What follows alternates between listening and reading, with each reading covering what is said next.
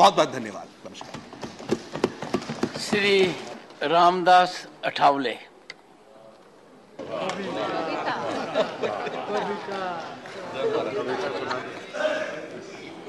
आदरणीय महोदय,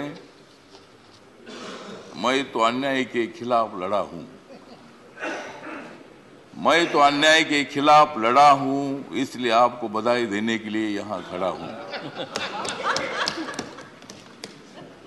आपका अनुभव बहुत ही बड़ा है। आपका अनुभव बहुत ही बड़ा है, इसलिए आपने संघर्ष का पहाड़ चढ़ा है। मेरे पार्टी का मैं हूं अकेला। मेरे पार्टी का मैं हूं अकेला, लेकिन मेरे हाथ में है संविधान का पेला। मैं हूं मेरे पार्टी का अकेला, लेकिन मेरे हाथ में है संविधान का पेला। मैं तो हूं आपका सच्चा चेला। मैं तो हूं आपका सच्चा चेला, मुझे मत छोड़ो अकेला।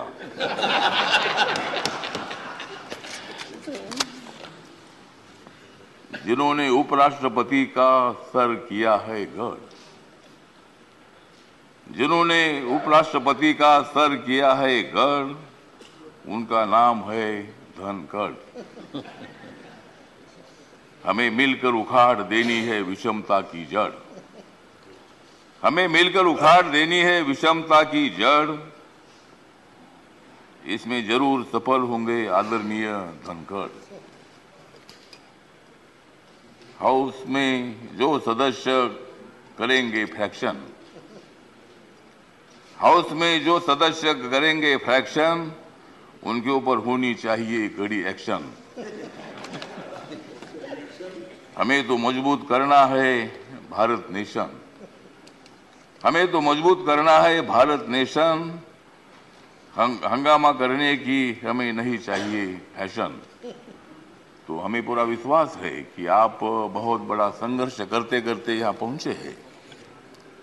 गांव से आकर किसान के बेटे के माध्यम से आप इतने बड़े उच्च पद पर आए हैं। इसमें आपका अनुभव, आपका बहुत बड़ा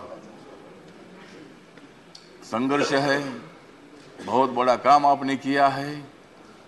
आपने पश्चिम बंगाल में गवर्नर का जो काम किया है, बहुत बड़ा वहाँ चैलेंज था। वहाँ काम करना बहुत बड़ा मुश्किल था, लेकिन आपने बंगाल में बहुत ही अच्छा काम किया है। और बंगाल में अच्छा काम आपने किया है, इसीलिए आपको यहाँ लाने की कोशिश जरूर हुई है। मतलब आप एक संघर्षशील नेता है। मतलब वहाँ अगर आपका काम ठीक नहीं होता था तो शायद ये पद आपको मिलना बहुत बड़ा मुश्किल था, लेकिन आपने बहुत अच्छा काम किया है। ठीक बात है, बंगाल भी अपना ही है, सभी बंगाल के नेता भी अपने हैं। देश का एक वो राज्य है, और कोई भी राज्य हो, यहाँ किसी पार्टी की सत्ता आती है जाती है, कोई मुख्यमंत्री होता है, कोई नहीं होता है।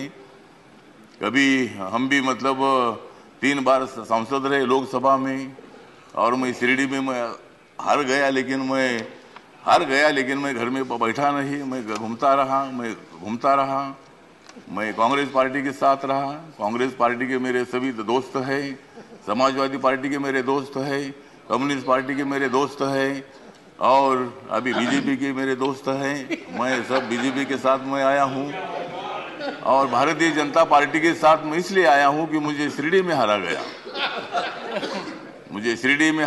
मुझे मंत्री ने बनाया, फिर मैं उधर क्या करूँ।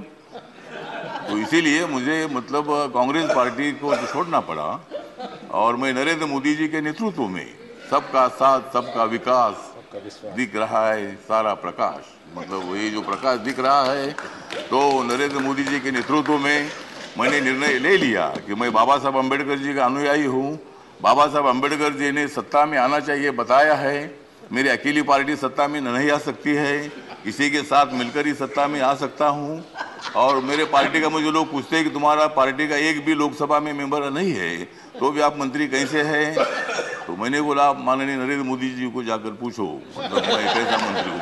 मतलब मैं अकेला हूँ, लेकिन मेरे पार्टी के लोग पूरे देश भर में है। नॉर्थ ईस्ट में मेरी पार्टी, सभी पार्टी है, और मुझे बोलने का मौका तो दीजिए। मुझे मालूम है कि आप बहुत अच्छे आदमी हैं और मैं आपको, हाँ, आप मुझे हर बार बोलते थे कि हमको कविता सुनाओ।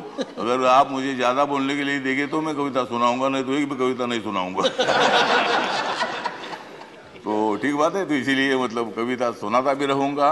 और आप एक अनुभव है तो इसीलिए अपोजिशन को भी आप मौका दीजिए, हंगामा करने के लिए मौका दीजिए, लेकिन एक आधा दिन हंगामा करने के लिए मौका दीजिए, दूसरे दिन एक्शन होना चाहिए और हाउस का काम भी मतलब चलना चाहिए। इसीलिए आप एक सर्वोच्च हाउस के आप चेयरमैन बन गए हैं। इसीलिए मैं, मेरी जो आरपीआई है, रिपब्लिकन पार्टी है, गरीबों की पार्टी है, दलितों की पार्टी है, इस पार्टी की तरफ से मैं आपके साथ हूँ। मैं हमेशा आपको साथ देता रहूंगा और आप मुझे बोलने का मौका देते रहो। जय जय भीम, जय भारत।